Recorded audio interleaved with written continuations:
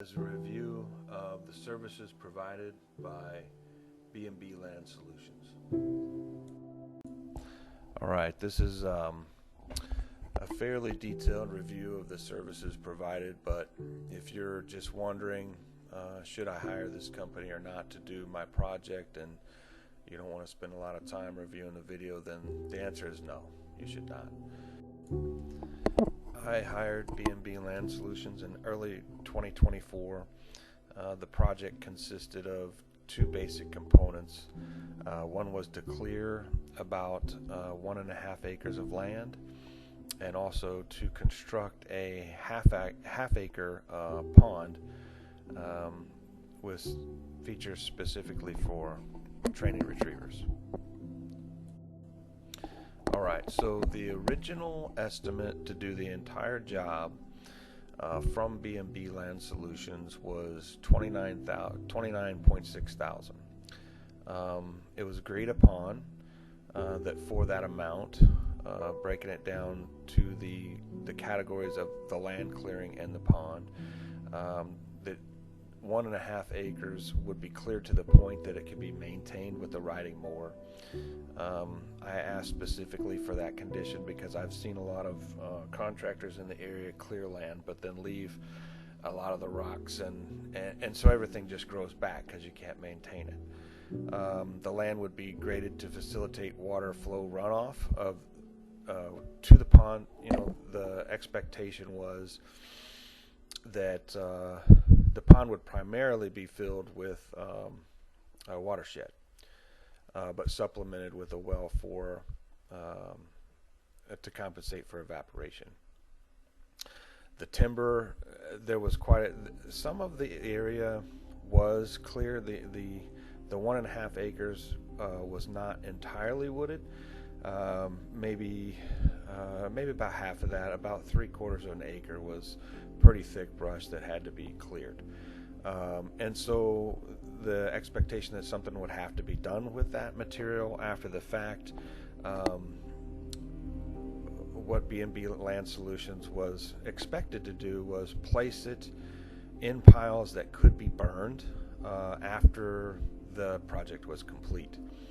And the rocks, because the area where we live, I live in the hill country type of environment here in Texas, and so it's rocks and cactus and cedar trees and whatnot. So the expectation was that upon completion, all those rocks will be relocated to provide support and diminish the potential erosion of the dam once the pond was built. The pond, the agreement was that the water surface area would be 1 acre. I'm sorry, 1/2 acre. The pond would be no less than 4 feet deep at the shallowest part. This became an issue during the process, but I'll talk about that later. 3 peninsulas 10 meters long would be built in the pond. This is specific for the dog training piece. The pond would be located to catch as much runoff from my land as possible, and the pond would consist of a clay liner that would be packed to retain the water. All right, now that we've covered what was supposed to happen, we're going to review what actually did occur. All right, this image that you're looking at here is this is the results. This is the quote-unquote cleared land. As you can see, there is no way that anybody could mow this with a riding mower. There was some work that was accomplished here because there was some overgrowth and trees and brush, but all of the rocks were just left in place. In fact, this is significantly improved from what it was left, because the burn piles were on top of this, and I had to deal with that first. Additionally, this particular area, this is the uphill side of what is the greatest potential of watershed, but none of the rainfall that lands in this area ends up in the pond because of the construction that was done. This video that you're watching here, this video was originally created to capture the fact that the water was not flowing in the pond. However, the reason I'm including it at this point is to because I didn't have any pictures of the actual burn piles, but I had this video. So you and this is not a huge deal. Because I did take care of this myself after the fact, but these piles were supposed to be placed in a manner that I could burn them, and they were not, at least according to the fire marshal. To legally burn them, these piles had to be no larger than 10 foot by 10 foot and 30 foot apart. And the reality is they were more like 20 foot by 30 foot and 10 foot apart. And if you've ever burned cedar, it burns really hot. And it wasn't safe to burn it in the way that he left this. He did say at one point that if it rained while he was on the job that he'd burn this for me, and it did. It rained while he was on the job, and he didn't. But to be honest, I didn't really expect that. He made a whole lot of promises that he didn't keep. All right, so this is the image that you're seeing here is dated May 21st, I believe, 2025. So this is 13 months after the pond has been constructed, and you can see clearly in the image that it's dry. There's no water in there at this time. But also too, and you can see this on Google Earth or Google Maps, but the green lines here, that's the water that the pond does capture. So from the house, from directly behind the house is all that is really being captured here. The biggest supply of water comes off of the left or the northwest side of the photo, and you can see that it travels right past the left side of the pond. It's not capturing any of that. All right, if in the previous photo, or the one that's on the right here, you were wondering, well, why wouldn't you build the pond directly in the path of the water flow? Well, that's what I wanted him to do. If you see the photo on the left, the concept was, that the location that I asked him to build it there was because it would have captured the greatest amount of water flow from the land. But he wanted to move it to where it is. Actually, he wanted to move it where it is, but directly behind the house, which would have not worked for multiple reasons, but would have also captured less water because the area that is watershed into the pond right now, that's where the pond would be located if I let him build it exactly where he wanted to build it. When he asked to relocate it to where it is now, I was reluctant because I was concerned that what would happen is exactly what did happen, is that it wouldn't catch enough watershed. But he did tell me that he would grade the land on both the left and the right side to capture that water, and again, he just didn't do it. So shortly after the Google date of May 21st, that the satellite photos are on Google Maps and Google Earth, we've had a significant amount of rainfall here in June and July of 2025. In fact, so much that it's gained media attention. The President of the United States has been down to the area. Hundreds of people have died, according to the press. And every pond, probably within 100 miles of my home, is overflowing right now. And despite that amount of rainfall, the floor has never even been covered in this pond construction. There is, in the deepest part, probably 1/5 of the pond that will hold a couple feet of water, and that's it. All right. So in this photo, you're looking at an image immediately after the pond, the first rain after the pond was built, and you can see that the liner, there's rocks everywhere. You can see completely through the liner everywhere. Unfortunately, at the end of this project last year, I had to leave town. I had a family emergency and I had to leave town, so I couldn't be here when BMB Solutions, Land Solutions, finished the project, and they left. When I say they, I mean he left the job site and claimed victory. And this is what I come back to. Now, I also have multiple cameras around my property, so I can kind of see what's going on a little bit, even though I was gone. And there was a lot of things here that just weren't accomplished. So when I mentioned in one of the lead-in slides about the 4 foot, so originally the agreement was not 4 foot. The agreement was that in all parts of the pond that the dogs would have to be swimming and not touching the bottom. But as the construction project moved forward and time passed, BMB Land Solutions kept saying that the pond would have to be more shallow and more shallow because they couldn't dig deeper, and there was too much rock, which was something that they were fully aware of before they ever even took the job.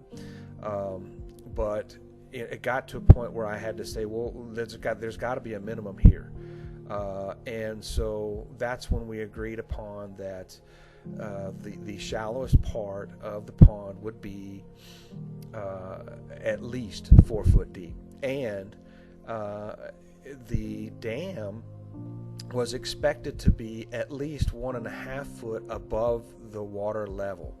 And when I came back, that's clearly not what occurred. The project was supposed to include an overflow pipe, but the contractor decided, without consulting with me, that he would just have a low area where the water would overflow the dam, a spillway. And the reason he did that, well, he will tell you that the reason he did that was because it would have been too difficult to put in the overflow pipe, which he agreed to do. In fact, the section of pipe was laying on the job site the entire project. So there was a full expectation that I was just waiting for him to put it in. But he so poorly estimated the amount of materials that he was going to need, that he kept asking for more money and kept asking for more money and kept asking for more materials, that finally I locked him down into an agreement that I would give him some more money for the more materials that he was asking, but after that point, if he needed any more materials, that it was on him. And he agreed to that. And that's why he decided to not do a lot of the project, because he was responsible for paying for the additional material. And that's why he didn't build the dam up to the level that he agreed to, and that's why he didn't grade the land to channel the water into the pond, because it was material that he agreed to buy and just didn't do it.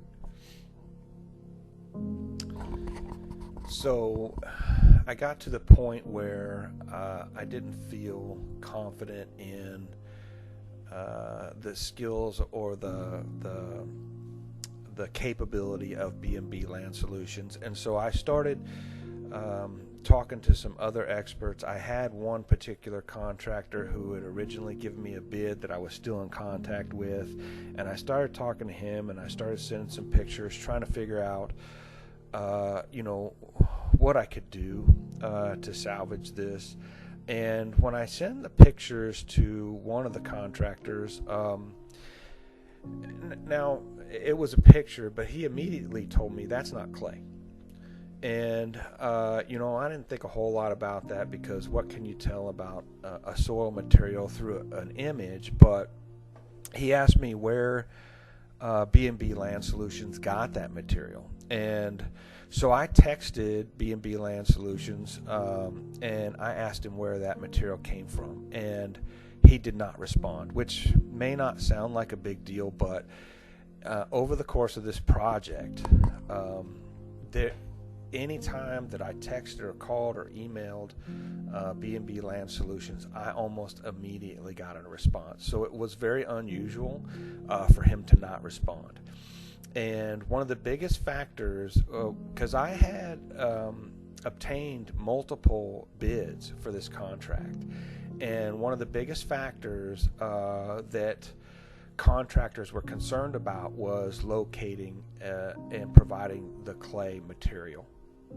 And the fact that BMB Land Solutions was able to locate the clay material for this project was unique, because that was the number one reason that most of the contractors were kind of shy to take this job. And so then additionally, so he wouldn't give me the information, or at least he didn't respond. And so he actually subcontracted the delivery of the material to a company who he had me pay directly. So I called them and I asked them, and it was very odd, because the first thing that they said to us is, we're not responsible for the material, we just deliver it. And so the fact that he felt like he needed to disclaim that right off the bat, when all I was asking him was where it came from, which he did provide. He provided the information of where that material came from. Later, when I had multiple contractors coming out to give me an idea of what it was going to cost to finish this and fix the mess that BMB Land Solutions had created, every single contractor that came out there told me that this is not clay. Most of them would not commit to what material actually was, but there was one who said without reservation that this material is sandy loam, which is the purpose of, from my understanding, because I'm by no means a pond building expert, but from my understanding, it does the exact opposite. It's actually designed to promote drainage in soil. So sandy loam is not something that you'd want to build a pond with. Alright, so earlier when I was showing you the video of the water flow with the brush piles, after I got the brush piles removed and hounded BMB Land Solutions, I was able to get them to come back and they were supposed to grade the land on both sides to channel water in the pond, but what he did was he built a swell to capture some of the water. Now when I say some of the water, it's when I showed you how much water is running into the pond, it was already included in that, so it's not any more than I showed previously in the video. But he built a swell and captured some of that water to run it into the pond, and the images that you're seeing here, he didn't do anything to mitigate the water flow. Okay, so the first rain that did come along, it dug like a 6-foot trench, the water did, flowing into the pond. So having multiple contractors out after the fact looking at this, it sounds like that would have been a really simple thing to do. It's a very standard, if you know what you're doing building ponds, it's a very standard thing to do, to mix a little concrete mix in with some base or something to give an entryway to the pond that doesn't just totally erode out the entire swell leading up to the pond. Alright, so I've pointed out a lot in the previous images how the pond is not capturing a whole lot of water. However, the water that it has captured, it's also not holding. So it's a two-pronged issue. Not only does the pond not capture enough water, but what water it does capture, it doesn't hold. And in this image, you see the arrow pointing out rocks right through the bottom. I mean, because there's multiple places where you can definitely see rocks through the liner all over the place. But why I'm pointing out this one specifically is because this is the water level. Okay, as we have gained water, and you can see water in the image a little bit there in the deepest part, as it starts to fill, it never fills beyond this point. And I've had BMB Land Solutions come back multiple times, and they have added more material at this location, which, by the way, I had to pay for, despite the fact that he agreed to pay for any additional materials during the project, and then didn't complete a lot of stuff that he agreed to do. And on the last trip, when he came back and he delivered more materials and placed it here, he made the comment about not doing any more work for free, which really kind of got to me, because if you look at the original estimate, the 29.6 thousand, I have spent at least 3 times that at this point. And the idea that he did any work for free is just insane. He was way over his head. He absolutely didn't know what he was doing, and still doesn't. In fact, he's essentially run away from this project, and tells himself that he did a good job. So initially, I acquired an attorney and learned that there are Texas statutes that will ensure certain quality industry standards for contractors in residential areas, and was given a pretty positive outlook if I pursued this legally via my attorneys. The problem, though, is that when I mentioned earlier, when I said they as referring to BMB Land Solutions, is the guy is he's a one-man operation. His websites, his verbiage, he'll say my team and we and all that, but the truth is that every bill collection was done directly to him. Every text, every phone call, all the work was done by him. He didn't have any employees. He did have a friend who come out and helped him a little bit at the beginning of the project, but he is not a big company that he pretends to be. I don't know if he does it himself or he's got somebody who's really good with tech, but he promotes himself really well online as if he's some sort of successful business. But the truth is he's just a one-man operation. And so pursuing it through litigation, get an attorney, the cost got really high really fast. And while I am convinced that if I was to follow that through, that I could force him to pay my attorney fees, I just don't think that he's got it, and I'll never be able to collect. So in this image here you're looking at, I did file a complaint with the Better Business Bureau, and this is a response that they have sent me. All right, so I have a lot more information, texts, emails, videos, photos that I could provide, but I'm just trying to provide an overview of the services.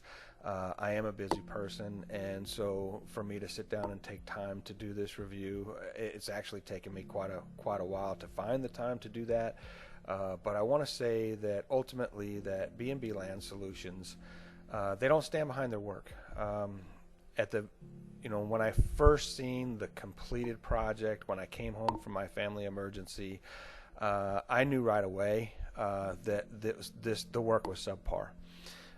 Initially, I had considered not paying him the amount that I still owed him when I returned, and we had an argument via email about it, and I pointed out all the things that I was unhappy with, and he demanded payment. Now, I had seriously considered not paying him, but I knew he was going to have to come back. I knew that the work was not done to industry standards. And so I paid him thinking, okay, in fact, honestly, I think he wanted me to not pay him that final payment because he did not want to come back. He knew he was way in over his head. Overall, you know, I'm close to six figures on this project that was originally bid at right at 30,000. Every single contractor that I've had out after the fact to get additional bids, you know, they want as much as I've already given BMB Land Solutions to finish it. So it's just, you know, not to mention, you know, the cost of the actual project, but the property value diminished on my property because I have a pond that doesn't hold water. You know, the potential opportunity costs, you know, because I am a professional dog trainer, that I could be over the last year training dogs. In fact, not only training dogs in this pond, but training dogs at all, because I spend like 100% of my free time now trying to work on this property and salvage it from the mess that he made. Bryce Beard, the owner of BMB Land Solutions, like I said previously, he pretends to be some kind of professional operation, but the fact is that he is a one-man operation, and he comes from the participation generation. One of the things that every time I would try to talk to him about how he was falling short on what he agreed to do, he always wanted to point out how hard he was trying.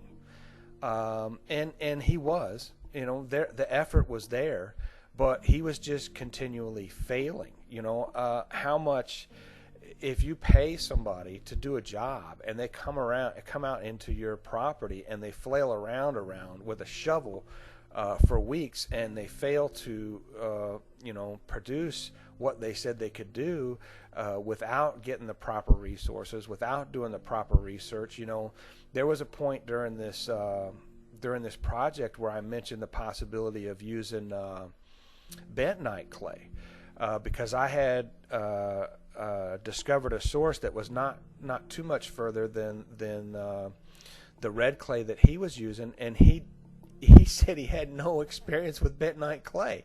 And you know, as somebody who professes to be an experienced pond builder, you know, he didn't take in consideration watershed. He didn't take in consideration absorption rates or evaporation rates or water supply. I mean, he just absolutely, you know, he wants to be paid for his effort and not you know, his capabilities, because he doesn't have the capabilities.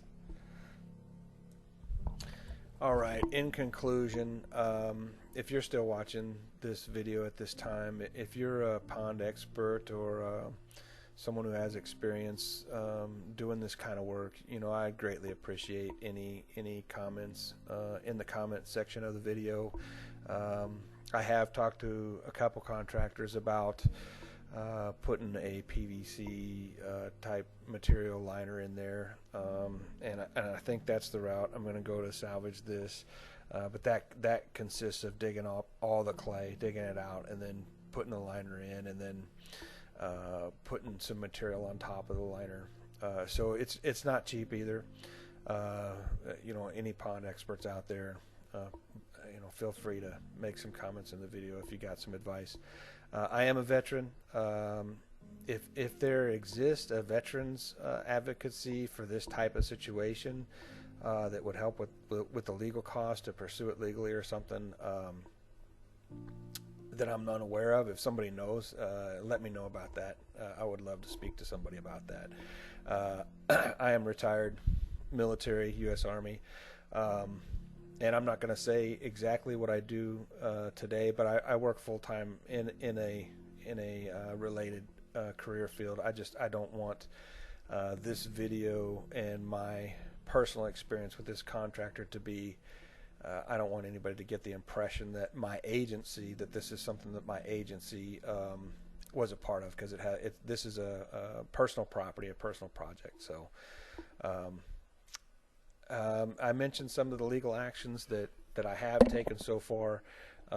If anybody can give me any advice on something I haven't done or a route that I can take, you know, by all means, let me know. The fact is that contract in BMB Land Solutions was the biggest, most expensive mistake of my entire life. I don't normally do any kind of reviews, positive or negative, on things that I purchase or services that I pay for. I'm a really busy person. It did, in fact, take quite a while for me to find time to sit down and make this video, which it took several days of time to sit down and make this. But I felt that I needed to. If you're watching this video at this point, then hopefully, I'll save you from making the same mistake I did of hiring this guy, because he can't do it. That's just a fact. I'll tell you right now that I could give him all the money in the world. He just can't do it. He would never be able to do it, and that's why it ended the way that it did. So, all right.